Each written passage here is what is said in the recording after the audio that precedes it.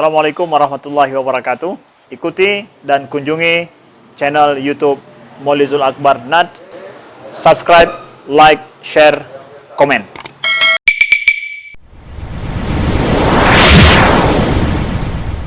At-targhib fil azan wa ma jaa fi fadlih, yaitu anjuran untuk melakukan azan dan fadilah menjadi muazzin. Jemaah Allah Subhanahu wa taala, sebelum kita melanjutkan ke pembahasan hadis, azan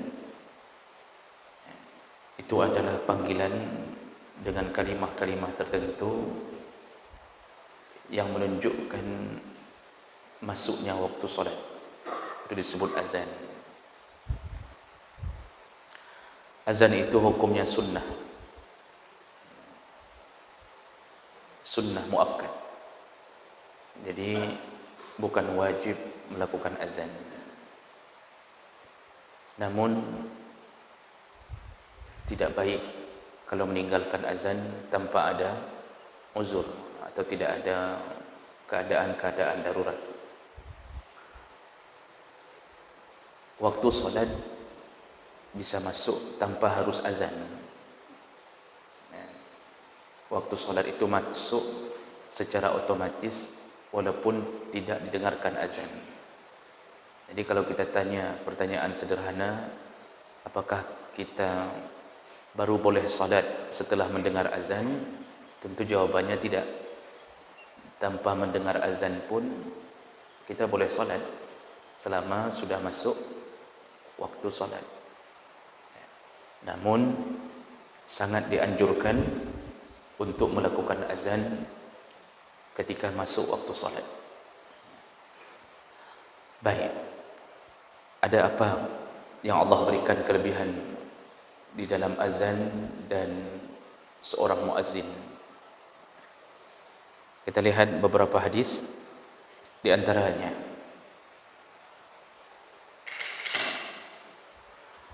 An Abi Hurairah radhiyallahu anhu qala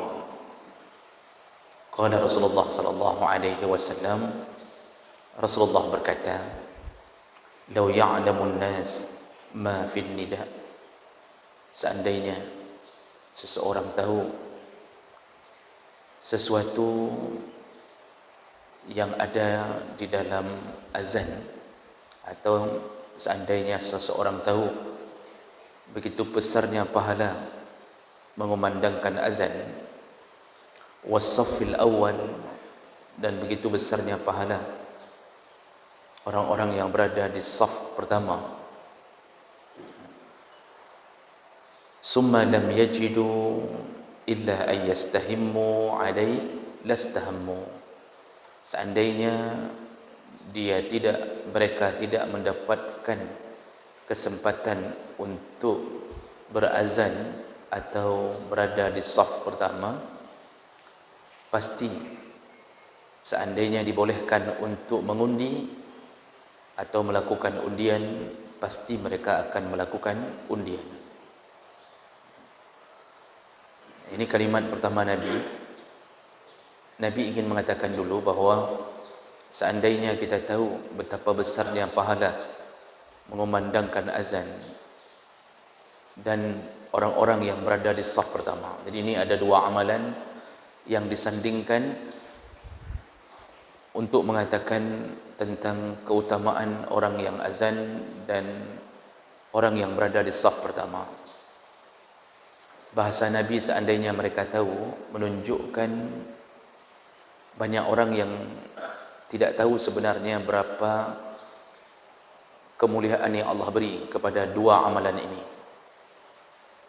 Karena kalau seandainya seseorang tahu dengan pasti, seandainya seseorang bisa melihat pahala orang yang azan dan orang yang berada di saf pertama, kata Rasulullah, dan kalau mereka tidak dapat dua amalan ini,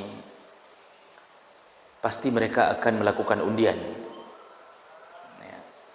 Karena undian itu salah satu jalan yang paling adil untuk menggilirkan orang-orang agar mendapatkan amal itu. Jadi contoh, seandainya orang tahu nih betapa besar pahala, maka contohnya orang akan mengatakan, kok dia aja yang berada di saf pertama, kenapa dia aja yang azan, kami kan pingin juga. Jadi kita ini pasti ujungnya kalau gitu kita undilah, seandainya kita tahu. Tapi karena banyak kita yang tidak tahu dan tidak mau tahu, maka banyak orang hari ini sudah datang pertama pun tidak mau berada di saf awal, karena tidak nampak pahalanya. Datang pertama, saf pertama kosong, tapi pilihnya tiang masjid yang terakhir. Jadi kalau kita lihat fenomena ini di hari Jumat, kadang-kadang datang cepat, tapi duduknya di belakang, carinya tiang untuk bersandar. Kenapa? Karena ada sebuah kenikmatan pada tiang. Apa kenikmatannya? Bisa tidur dengan sedikit nyaman tanpa ada yang mengganggu. Khatib pun tidak nampak. Jadi ini salah satu kelebihan orang yang melakukan azan. Namun kita tidak mungkin kita menjadi muazzin semua, karena salah satu daripada yang kriteria yang dicari sebagai seorang muazzin, itu yang bersuara tinggi, kalau bisa plus indah. Jadi enggak semua kita masuk kategori itu. Ada orang layak jadi imam, belum tentu layak jadi muazzin. Atau sebaliknya, ada orang yang mungkin akhlaknya baik, salatnya bagus, tapi suaranya yang pas-pasan. Ada yang kadang-kadang umur tidak mendukung. Ada umur yang sudah 65, 70, begitu kita suruh jadi muazzin, bergoyang masjid, mogok-gok, ming mogok-gok, masjid mogok-gok. Itu ada juga model begitu. Jadi karena memang muazzin itu dia punya pilihan kriteria. Kalau tidak begitu, tidak mungkin Rasulullah memilih muazzin. Rasulullah itu punya 2 orang muazzin, yaitu Bilal bin Rabah dan Abdullah bin Ummi Maktum. Rasulullah selalu menyuruh mereka azan. Kalau seandainya semua boleh melakukan begitu saja, pasti Rasulullah tidak milih. Pasti Rasulullah mengatakan, yang ada waktu azanlah, atau coba bergilir buat piket, giliran aja. Tidak begitu. Ini pilihan ini tentunya Allah yang berikan. Kenapa kita yang terpilih jadi muazzin? Allah yang berikan suara kita di antara semua suara, ternyata suara kita yang indah.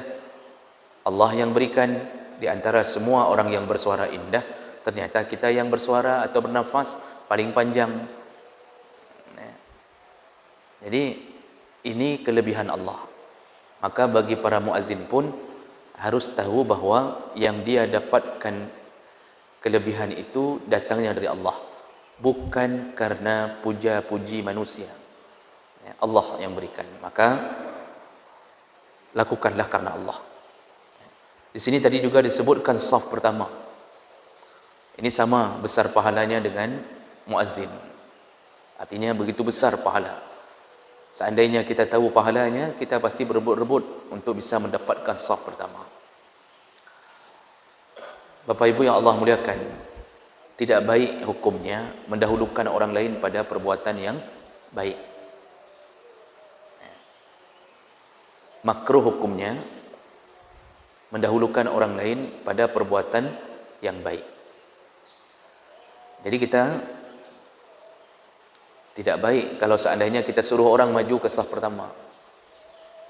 Misal kita berada di saf kedua, lalu kita mengatakan kepada orang, maju Pak, maju aja, enggak apa-apa, biar saya di saf pertama. Itu bukan perbuatan baik. Itu makruh malah. Tidak baik mendahulukan orang lain untuk berwudu. Artinya kalau kita duluan, ya sudah, langsung wudu. Tidak usah kita katakan orang dronile, kenapa dronile? Long dang-dang, long prehbang, misal begitu. Tidak baik. Tidak baik mendahulukan orang lain untuk semua ibadah-ibadah yang Allah anjurkan. Yang baik itu pada urusan apa? Urusan mubah. Itu boleh. Ngantri di SPBU. Apa hukum ngantri di SPBU? Sunnahkah atau haram? Tidak, itu mubah. Mau ngantri boleh, mau tidak pun boleh. Nah, ketika kita lihat di belakang kita ada kakek tua yang enggak bisa berdiri lama memegang motor. Di saat itu kita mengatakan, bapak duluan pak, bapak duluan. Itu tidak mengapa, itu berpahala. Jadi pada perbuatan mubah yang sifatnya memunculkan kebaikan, itu malah sunnah. Tapi pada perbuatan ibadah, itu malah makruh mendahulukan orang. Makanya ketika saf pertama kosong, itu langsung maju. Tidak peduli apakah orang di samping kita lebih tua, tidak peduli di samping kita apakah seorang ustaz. Kalau seandainya kita duluan, langsung maju, enggak usah merasa tidak enak. Jadi Bapak Ibu maka Allah Subhanahu wa taala, ini Rasulullah menggambarkan pahala azan dan saf pertama secara umum seandainya mereka tahu. Ini bahasa ini paling dalam, Pak. Kalau seandainya kita tahu yang sebenarnya, sungguh kita akan berebut-rebut. Bahasa ini sudah cukup untuk membuat kita tahu ternyata Allah menyimpan pahala yang berlimpah bagi orang-orang yang berazan dan orang-orang yang berada di saf pertama. Lalu sahabat ada yang bertanya, ya Rasulullah, bagaimana kami dengan saf yang kedua? Kata Rasulullah, as-safful awal, saf pertama. Jadi sahabat tanya ketika Rasulullah mengatakan bahwa saf pertama didoakan malaikat, diberkahi oleh Allah. Sahabat mengatakan, kami yang di saf kedua. Kata Rasulullah, saf pertama. 3 kali sahabat nanya, kami yang di saf kedua. Rasulullah tetap mengatakan saf yang pertama. Kali ketiga ditanya sahabat, kami ya Rasulullah di saf kedua. Baru Rasulullah menjawab, was-saffus tsani, baru mengalir pahala berikutnya kepada saf yang kedua. Seburuk-buruknya saf paling belakang. Namun jangan salah faham, maksud paling buruk, yang paling buruk dari yang terbaik. Sama kayak lokal inti. Kalau di sekolah itu ada kelas inti, dikumpulkan yang baik-baik, yang pintar-pintar. Ada yang ranking terakhir di kelas inti. Jadi bukan terburuk dari semua, terburuk di kelas inti. Artinya dia paling baik kalau di hadapan orang yang tidak salat. Namun kita tidak bisa menghindar. Sekali dua kita pasti dapat saf belakang. Kadang-kadang terjadi masbuk, kita sakit perut, jauh dari masjid. Itu sering terjadi. Yang penting kalau ada kesempatan, maka segeralah mengisi yang pertama. Kalau kita ada kesempatan, segera isi pertama. Jadi kalau datang hari Jumat itu, penuh saf pun nilai. Penuhi saf pertama dulu. Nah, kemudian Rasulullah sallallahu alaihi wasallam menyambung hadis ini sebagai informasi tambahan saja.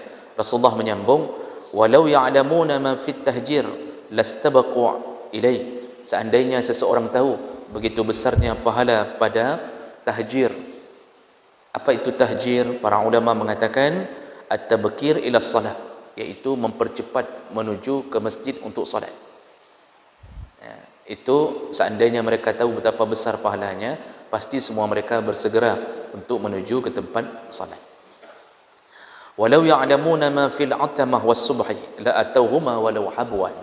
Lalu Rasulullah menutup hadis ini dengan mengatakan, seandainya seseorang tahu betapa besar pahala orang yang melakukan salat Isya dan salat subuh, pasti mereka akan mendatangi tempat salat itu walau habwan, walaupun dengan merangkak. Kembali Rasulullah mengatakan, seandainya seseorang tahu betapa besarnya pahala salat Isya dan salat subuh, pasti mereka akan datang walau dengan merangkak. Maka berbahagialah kita, Allah pilih kita di antara banyak orang lain yang belum bangun untuk salat subuh. Berbahagialah Allah memberi hidayah at-taufiq, meringankan langkah kita untuk salat subuh dan salat isya. Sekaligus dengan kita salat isya dan subuh, kita telah dijauhkan Allah dari sifat munafik. Karena salat yang paling berat bagi munafik adalah salatul isya wa salatus subhi. Salat yang paling berat bagi seorang yang punya sifat munafik, salat isya dan salat subuh.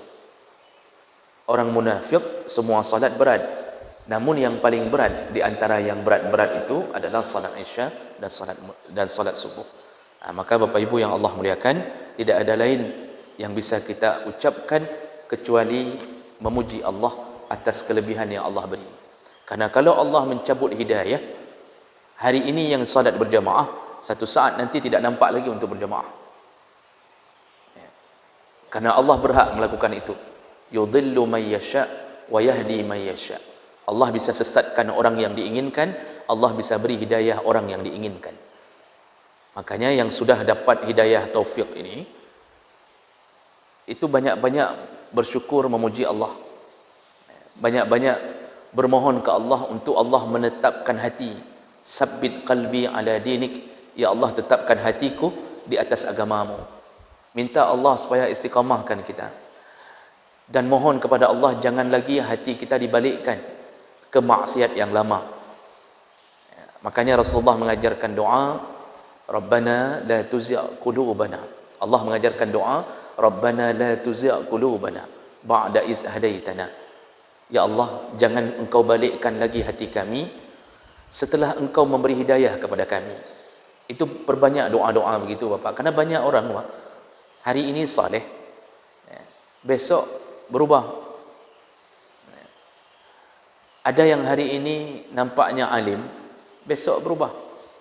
Dan yang lebih dahsyat, kalau Allah inginkan dia untuk tersesat, karena mungkin dia masih tidak ikhlas kepada Allah untuk bertaubat, yang paling bahaya ketika kita berada di waktu bermaksiat, kita dicabut nyawa kita di waktu itu.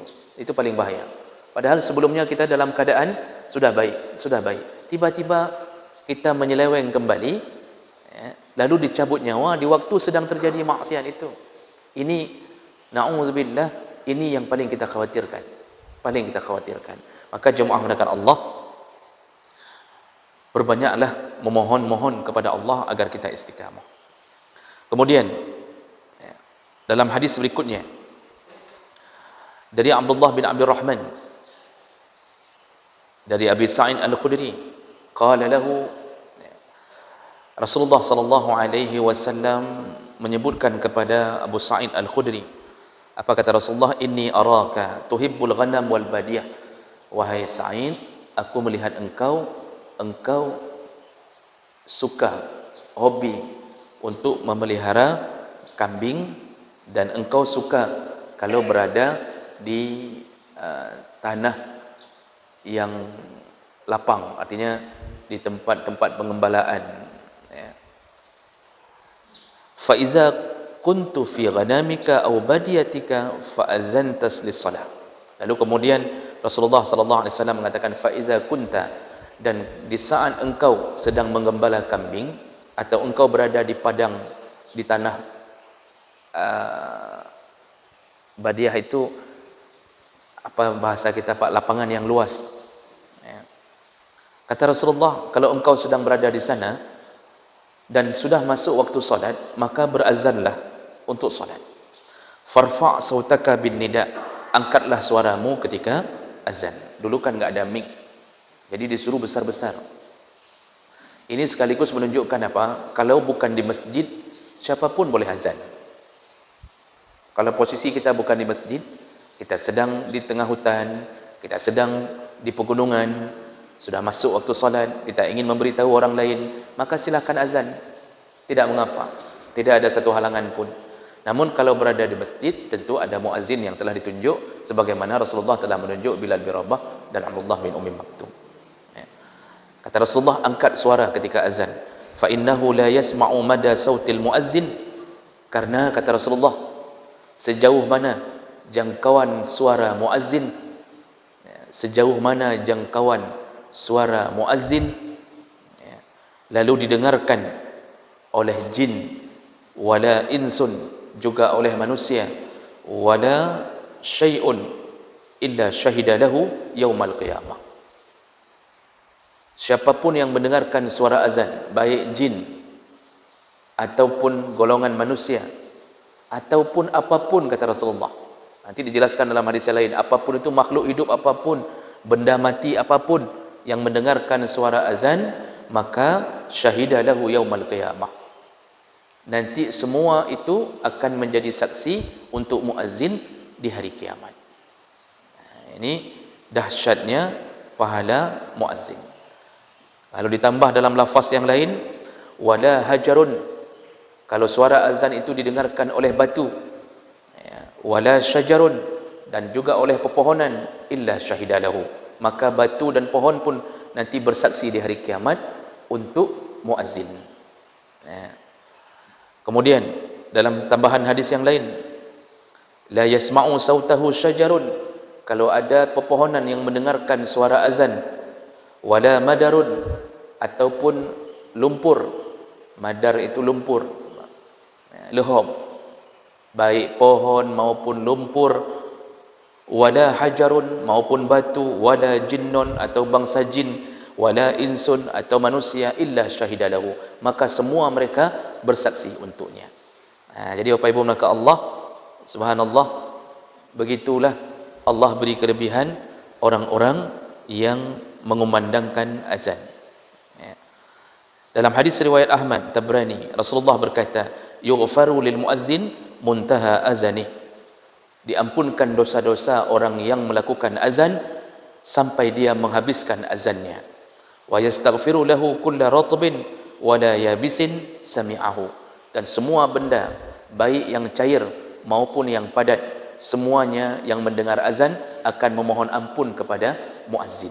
Hadis hasan, ya. Ada yang mengatakan sahih. Jadi ini hebatnya menjadi seorang muazzin.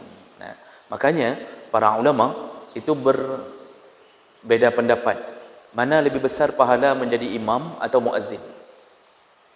Karena begitu banyaknya dalil-dalil tentang besar sekali pahala muazzin, sampai ahli fiqih, ya, berbeda pendapat yang lebih besar pahala imam atau muazzin. Ini masih khilaf, namun lebih banyak yang mengatakan lebih besar pahala muazzin. Kenapa? Karena muazzin memanggil orang yang belum ada di tempat salat. Itu lebih susah daripada membangunkan orang yang sudah ada di tempat salat. Kalau imam kan cuma membangunkan orang yang sudah hadir, tapi memanggil orang yang belum datang itu lebih susah perjuangannya. Berdakwah kan begitu, mengajak orang untuk salat itu lebih susah daripada memperbaiki orang yang sudah mau salat. Yang sudah mau salat seperti bapak-bapak, ya, tinggal dengar-dengar pengajian, perbaikan sana sini, sudah aman. Tapi yang paling besar pahala yaitu ustaz-ustaz, tengku-tengku yang ke kedai kopi, ya, lalu kemudian mengajak orang untuk salat, begitu suara azan berani tidak menutup kedai kopi tersebut, menegur orang yang belum salat, berani tidak? Saya saja jarang melakukannya, Pak. Dihambur dalam kedai kopi, Pak. Tapi itu lebih besar pahala. Kalau membuat pengajian begini, saya datang, Bapak sudah siap mendengarkan, berpahala. Namun berpahala dalam urusan menuntut ilmu dan memberi ilmu. Tapi Masya Allah, orang yang berjuang di jalan, itu lebih besar pahalanya. Bapak Ibu, kami punya teman pernah di Australia beberapa tahun, dan di sana ada kumpulan orang-orang yang berdakwah di jalan. Ya, kumpulan orang berdakwah di jalan. Mereka itu taruh meja satu, kemudian semua orang lewat di jalan dicegat, diberitahu tentang Islam. Ada yang cuek, tidak peduli, ada yang mencaci, ada yang mendengar saja tapi kemudian mengabaikan.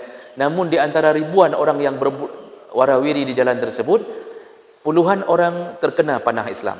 Ada yang masuk Islam. Orang Australia itu anak-anak mudanya itu lebih banyak bersikap ateis. Tidak ada Tuhan. Mereka tidak peduli tentang Tuhan.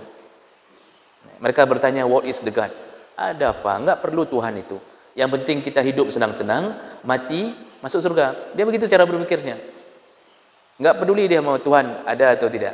Nah, disitulah teman kami ini menceritakan panjang lebar ke kami perjuangan orang-orang beramar ma'ruf nahi munkar. Maka jangan mengejek orang-orang yang hari ini berjuang di jalan. Mohon maaf saya katakan, ada sebagian orang mengejek-ngejek jamaah tabligh. Padahal hari ini yang paling berani berdakwah di jalan-jalan, ke rumah-rumah, mengajak-ngajak orang untuk salat, itu kelompok jamaah tabligh. Yang lain kan bermain di mic ini. Tapi mereka bermain di jalan. Banyak orang yang taubat melalui kelompok ini. Walaupun semua kelompok kekurangan pasti ada. Jangan jadikan satu kekurangan sebagai alat untuk menghina, menghantam. Karena ada sebahagian orang Pak yang tidak faham, itu hanya melihat di satu sisi. Jadi kalau buka buku hanya melihat, ketika buka buku lihat judul. Begitu lihat judul langsung memvonis, oh ini tidak benar. Tapi dia tidak pernah baca isi dalam. Coba selidiki dulu. Selidiki bagaimana cara kerja. Lalu ada yang langsung mengatakan ini perbuatan bid'ah, ini sesat, ini mengatakan dipelajari dulu baru diberi vonis. Banyak orang yang tidak mau melakukan itu. Maka jemaah belaka Allah Subhanahu wa taala, ini beberapa hadis dan masih banyak hadis-hadis yang lain sampai Rasulullah sallallahu alaihi wasallam menyebutkan al-muazzinun atwalun nas a'naqan yaumal qiyamah. Hadis riwayat Muslim. Yang paling panjang lehernya nanti di hari kiamat adalah para muazzin. Para muazzin nanti di hari kiamat itu dipanjangkan lehernya oleh Allah. Bapak, ibu jangan membayangkan seperti jerapah. Kapalo lagi jerapah untuk muazzin. Badan di bawah, leher ke atas sampai begitu, tidak, Pak. Maksud dipanjangkan leher, Allah buat lebih panjang dari leher normal orang-orang. Untuk apa? Allah ingin memamerkan kepada semua hamba, inilah hamba-hambaku yang dulu memanggil-manggil orang untuk menjalankan ibadah kepada aku. Jadi dipanjangkan leher itu kemuliaan. Diberi hak istimewa oleh Allah. Dibuat bentuk berbeda. Nah, jadi jemaah belaka Allah, ini yang kita tahu sementara dari hadis-hadis Nabi tentang dahsyatnya pahala bagi orang yang mengumandangkan azan.